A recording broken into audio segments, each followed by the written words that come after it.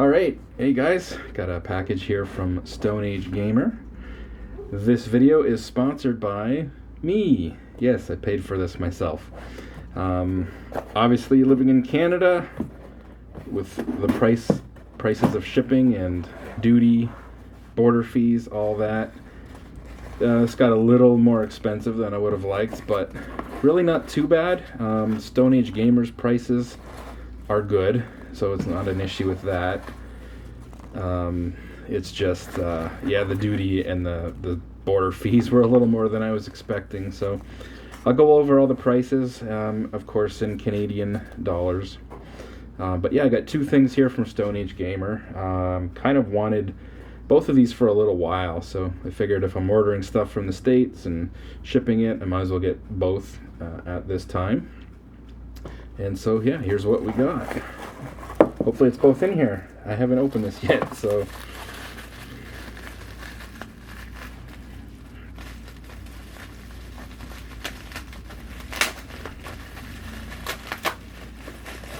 and it looks good. All right. So first things first, I got a Game Boy Everdrive. Again, I've wanted an Everdrive for the Game Boy for a while. And this is the X5. There's basically two versions. There's the X5 and the X7. And I did look at the X7 and considered it, but you know, it was $50 more. And I really don't need the is it the real-time clock that you need for a couple of Pokemon games, and the save states. So it has like a menu system that'll overlay the game and gives you like some extra features like save states. But you know, I figured if I'm playing on real hardware, I don't need save states. And as far as I know, this should work perfectly fine with games that had like their own battery backup save. So yeah, we'll check this out in a separate video. That's the Game Boy Everdrive, or Everdrive GB, and again the X5. So this was I think it was about $107 for that, and again it was about $50 more to get the X7. So I just went with the X5. And then the second thing I got is kind of two parts here. This is the RetroTINK Mini. This is, you could call it a scaler. It's not really a scaler, it's a line doubler. But it's got your composite stereo AV inputs and S-video. And then on your output side, just gives you HDMI. This thing's super simple. This is basically, it's called a line doubler. It takes in 240p and just doubles it up to 480p. The reason you want to do that is most modern TVs don't understand 240p on HDMI. They understand 480p and above. And most cheap scalers don't handle 240p properly. So they treat 240p like 480i. They interlace it, and then they de-interlace it, which the de-interlacing is, you know, adds a lot of artifacts, video artifacts, and also some input lag. So most of those cheap scalers, they don't look great because they're not handling 240p properly, and they're going to give you some input lag. This thing handles 240p properly, and it has basically zero lag. It's less than one frame, which is basically inconceivable. It's zero lag. So these are pretty cool. This is the RetroTINK Mini, or RetroTINK 2X Mini. It's called the 2X because it's taking 240p and doubling it to 480p. But there's like a 5X version now that will do up to 1440p. And there's like a pro version of this. So again, this one's the mini. It's like the basic version. You got composite and S-video. The pro version you can get with either components or SCART, RGB SCART. But again, this one's super simple, $80. This was $80. And then this was a $10 option. This is a Super Nintendo N64/GameCube to S-video. There it is.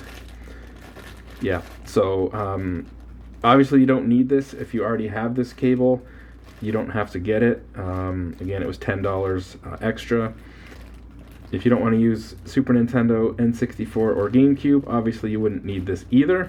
Although I think that's really what most people are buying this for. But obviously, you know, if you want to plug your NES into this, or your, you know, composite modded Atari, it's going to have some other uses.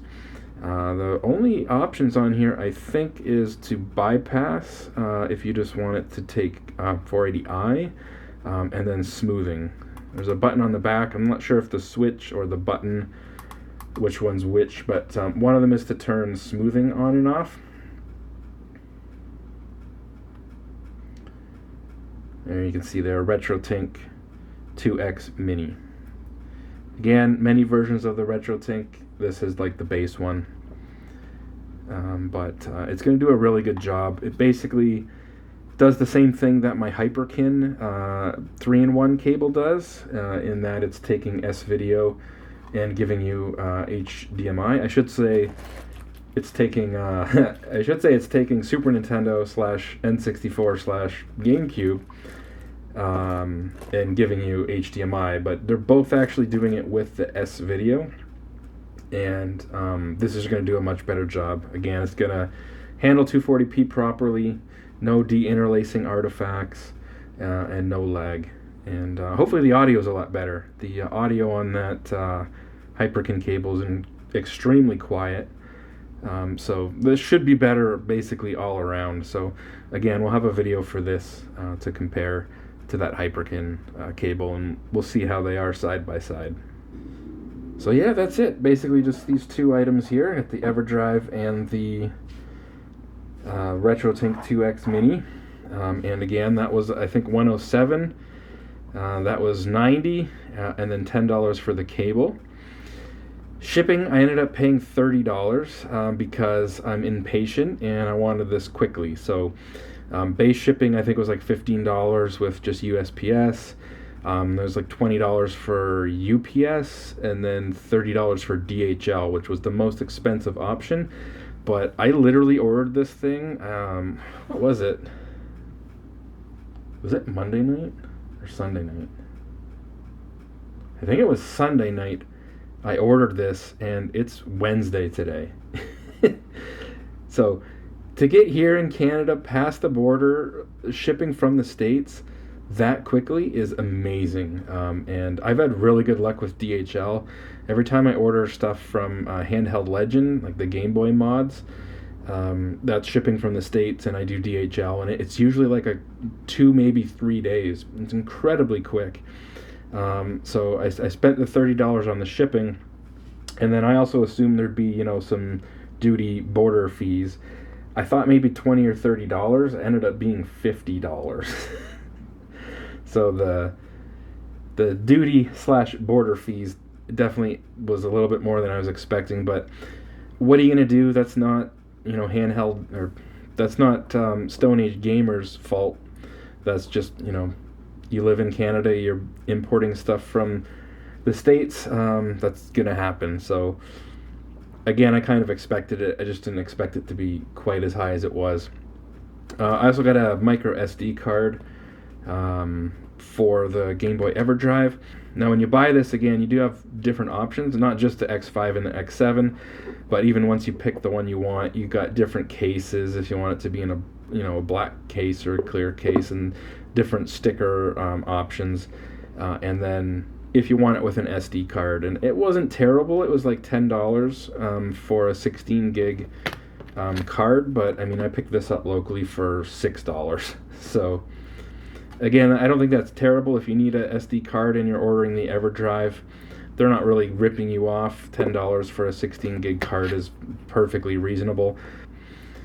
But anyways, that's it. We'll do the Everdrive first, and then a little more in depth on the RetroTINK.